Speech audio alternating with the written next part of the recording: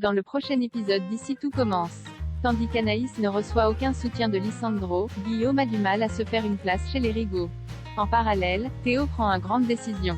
Attention, les paragraphes qui suivent contiennent des spoilers sur l'épisode d'Ici tout commence diffusé lundi soir sur TF1. Si vous ne voulez rien savoir, ne lisez pas ce qui suit. Lundi 21 février dans Ici tout commence. Anaïs ne reçoit aucun soutien de Lisandro. L'ambiance est particulièrement tendue chez Lisandro et Anaïs. En effet, cette dernière en veut à son compagnon d'avoir voté contre son projet de menu végétarien 2 jours par mois au double. S'il affirme que ce n'était pas contre elle, le chef de salle refuse cependant de prendre les clients en otage et préfère qu'ils aient le choix du menu. Malheureusement, le ton monte rapidement et Anaïs part en claquant la porte. Pendant ce temps, Jasmine a du mal à digérer que l'équipe pédagogique ait rejeté leur projet, tandis qu'Elliot pense que c'est déjà une bonne chose d'être parvenu à faire réfléchir les élèves sur le sujet. La jeune femme aurait préféré du concret. De plus, Jasmine espérait 2 jours de répit par mois pour éviter d'avoir à cuisiner de la viande. Plus tard, Lionel et Jasmine se disent prêts à mener le combat, mais Anaïs, qui se montre beaucoup plus réaliste, les encourage plutôt à tourner la page. Certain qu'elle a changé de camp à cause de Lisandro, Lionel lui fait comprendre que son histoire avec lui ne peut pas fonctionner s'il ne la soutient pas sur un tel sujet. Quand il insinue qu'elle devrait le quitter, Anaïs rétorque qu'elle ne fera jamais une chose pareille avant de lui dire de se mêler de ses affaires. Toutefois, elle confie par la suite à Salomé qu'elle est de moins en moins en osmose avec Lisandro.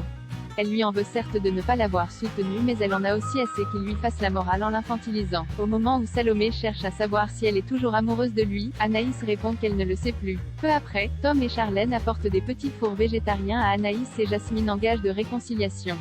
En y goûtant, Jasmine recrache immédiatement car il y a en fait de la viande dedans. Tandis qu'elle est sur le point de vomir, Charlène et Tom se mettent à rire. Furieuse, Anaïs les traite d'abrutis puis rejoint Lisandro pour lui raconter ce qu'il s'est passé. Comme il compte seulement avoir une discussion avec ses élèves, Anaïs estime que ce n'est pas suffisant. Elle a beau lui faire remarquer qu'il s'agit là d'une agression, Lisandro voit cela comme une mauvaise blague et n'a pas l'intention de les sanctionner. Non, loin de là, Jasmine a toujours le goût de la viande dans la bouche et ne comprend pas pourquoi elle a eu une réaction aussi forte. Elle fait un tel rejet de la viande qu'elle craint de ne plus jamais pouvoir en cuisiner. En fin de journée, Anaïs rentre chez elle. Une fois qu'il a admis que la situation était un peu compliquée entre eux, Lisandro est persuadé que ce différend finira par passer. Seulement, Anaïs sait que c'est plus profond que cela et lui dit qu'il serait mieux qu'ils se séparent. Guillaume a du mal à se faire une place chez les Rigaud, c'est la queue à la salle de bain. En effet, Kelly traîne sous la douche, ce qui risque de mettre en retard Guillaume. Lorsqu'il peut enfin accéder à la pièce, il n'y a malheureusement plus d'eau chaude. Au travail, Guillaume raconte à Antoine qu'il a du mal à trouver sa place chez les Rigaud. Celui-ci lui conseille alors de s'imposer un peu plus. De retour chez lui, Guillaume s'aperçoit que la part de tiramisu qu'il avait ramenée pour Laetitia n'est plus dans le frigo. Comme Kelly l'a probablement mangé, il s'agace et signale à sa compagne que la jeune femme devrait prendre conscience qu'il habite lui aussi ici. Quand Kelly rentre à son tour, Guillaume met les choses au point avec elle. Selon lui, s'ils ne se respectent pas, la cohabitation ne fonctionnera pas. Kelly lui présente donc ses excuses pour le tiramisu mais précise cependant qu'il pourrait lui parler sur un autre ton. Voyant le ton monter, Laetitia déclare que cela ne sert à rien de s'envoyer des vacheries à la tête. Elle propose alors de faire attention les uns aux autres en communiquant et en se respectant, ce qu'ils acceptent. Théo prend une grande décision. Théo regarde des albums photos de famille. Comme sa mère demande ce qui lui a donné envie de regarder cela, le jeune homme répond qu'il envisage d'avoir un bébé avec Martha. Bien que surprise, Constance assure à son fils qu'ils seront là pour les aider.